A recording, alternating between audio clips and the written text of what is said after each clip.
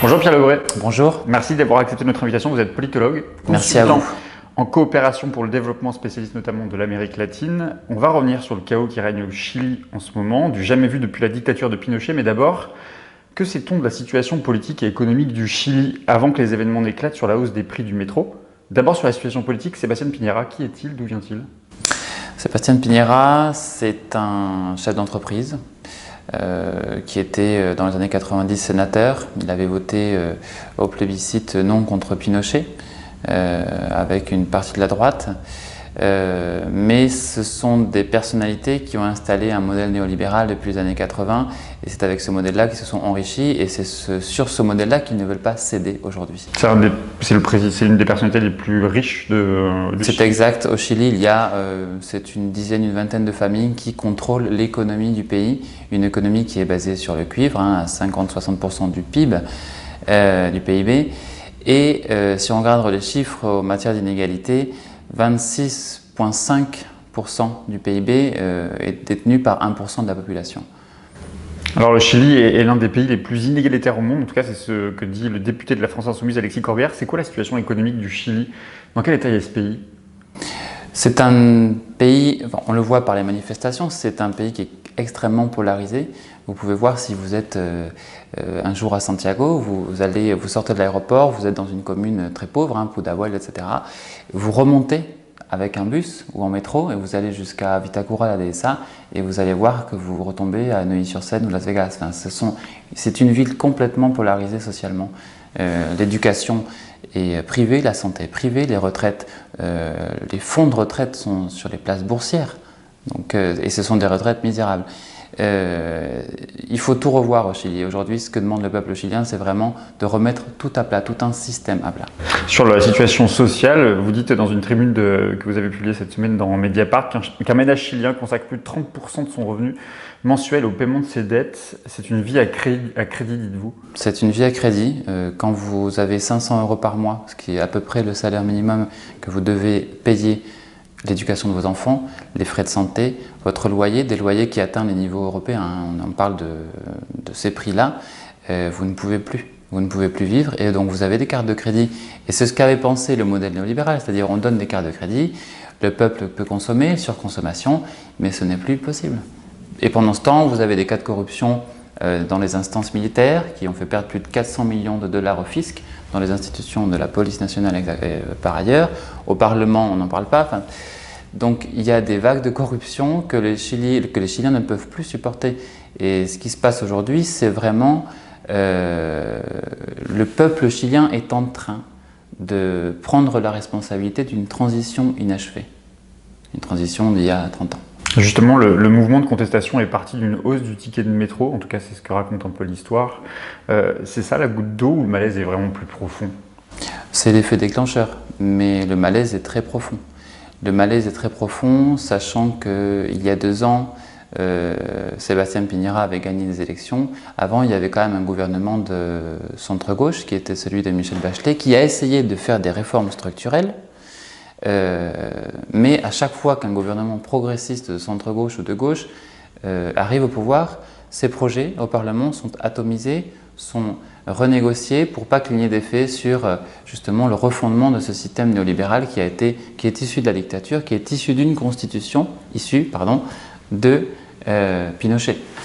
Avant qu'on arrive aux nouvelles propositions du président Piñera, juste après le début de la mobilisation, le président a, plutôt que de répondre sur un plan politique, en tout cas a déployé les forces de l'ordre et a imposé un couvre-feu. On a vu les images des blindés qui défilaient dans les rues. Qu'est-ce qui justifie, comment il l'a justifié Piñera, cette réponse inédite depuis Pinochet? Je viens de vous parler d'un pays dont le président et son gouvernement ont perdu complètement la raison. Ils ont perdu la raison et leur responsabilité. Ils ont abandonné leur responsabilité politique en mettant l'armée dans la rue et c'est inacceptable, c'est intolérable. Les images sont très dures.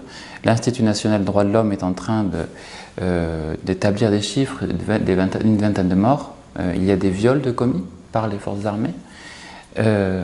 Et la question qu'on peut se poser, c'est où est la communauté internationale? Qu'est-ce qui se passe avec la communauté internationale? Hier, Jean-Yves Le Drian disait « Nous avons des regrets, mais on ne fait pas de la diplomatie avec des regrets, il nous faut des actes. » Moi, je suis ancien résident français au Chili pendant 17 ans et je viens ici parce que j'ai beaucoup d'amis qui me disent qu'il faut absolument raconter ce qu'il se passe au Chili. Je suis politologue, mais je suis aussi engagé. Que peut justement la communauté internationale? Je pense que s'ils ne veulent pas suspendre la COP25, comme le demande la France Insoumise, mais aussi d'autres personnalités sur la scène internationale, je pense qu'ils pourraient au moins, depuis Paris, demander le retrait des forces armées dans les rues de Santiago. Parce que ces images sont très fortes. On se souvient très bien de 1973, ou de 1986, ou de la répression de Pinochet. C'est exactement pareil. C'est la continuité d'une logique, finalement, d'une droite qui avait comme fantasme pendant des années de l'ordre.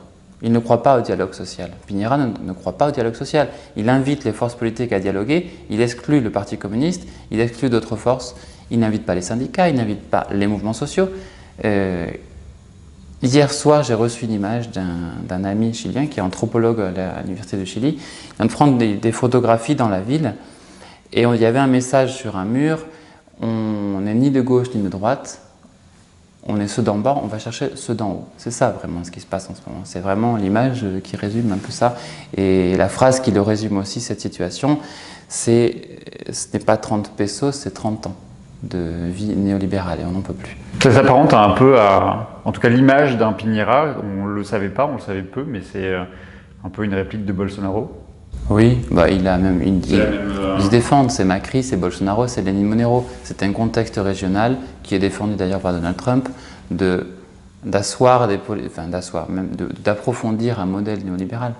Et je pense que les peuples d'Amérique latine sont en train de se réveiller. En Argentine, on a des élections à la fin de la semaine. Non, je pense qu'il va y avoir des changements dans le contexte géopolitique. Le Mexique en a vécu il n'y a pas très longtemps, mais c'est vrai que cette crise n'est pas surprenante parce qu'on s'y attendait. Les Nations Unies, avec le chiffre des inégalités, même les tensions qu'il existe, et vivre à Santiago n'est pas simple financièrement, et les familles n'en peuvent plus. Cependant, on ne s'attendait pas quand même à voir les forces armées dans les rues de Santiago. Le président Piñera a annoncé quand même une série de mesures sociales pour répondre à la contestation sociale. Il a proposé l'instauration d'un salaire minimum garanti, la hausse des retraites et la stabilisation des coûts de l'électricité. Ça va suffire à calmer la mobilisation? Non, je pense que, comme je vous le disais tout à l'heure, ce mouvement social est en train de prendre la responsabilité d'une transition inachevée et je pense qu'il faut remettre tout à plat le système. Ça doit passer par de nouvelles élections? Je ne sais. Moi, je pense que la majorité du mouvement demande de la démission du gouvernement. Il y a du sang qui coule dans les rues du pays. Je pense qu'il faut remettre à plat et ça, c'est installer un nouveau cadre politique, c'est changer de constitution qui est issue de la dictature Pinochet. J'ai une dernière question, Pierre Lebret. Vous l'avez dit, on le voit en Amérique latine, les mouvements sociaux s'intensifient, après l'Équateur, aujourd'hui le Chili, et hier effectivement le Mexique. Que se passe-t-il en Amérique latine? Et surtout, est-ce qu'on ne vit pas aussi l'échec finalement de la gauche sud-américaine qui est est-ce que c'est pas ça qui est en cause? Michelle Bachelet au Chili, Rafael Correa en Équateur, on le voit même pour Evo Morales aujourd'hui, ça semble compliqué. Je pense qu'il y a eu des avancées et c'est un constat clair sur la réduction de la pauvreté, sur des droits sociaux, sur des droits politiques, civils. Il reste beaucoup à faire, mais les gouvernements de centre-gauche sont confrontés souvent justement à ces pouvoirs économiques et financiers. C'est une réalité au sein des parlements, au sein de la société. Michelle Bachelet, elle s'est confrontée à un système politique très pervers. Je travaillais pour ce gouvernement et je voyais très bien ce qu'il se passait. Des envies de la droite et de la société la plus aisée de déstabiliser un gouvernement qui essaye de passer des réformes fiscales, d'augmenter les impôts pour la réforme de l'éducation, pour la gratuité de l'éducation. Ces gens-là ne voulaient pas de ces réformes. Donc ça a dû être atomisé, on est arrivé à quelques effets intéressants, etc. Mais ce n'est pas suffisant. Donc c'est vrai que la société demande des effets beaucoup plus rapides, des résultats beaucoup plus rapides. Mais je ne pense pas que ça remet en question les actions de Michelle Bachelet ou de Dilma Rousseff. Non. Je pense que la centre-gauche est confrontée à un pouvoir économique et financier très important et aux États-Unis. Merci beaucoup Pierre Lebret. Merci à vous.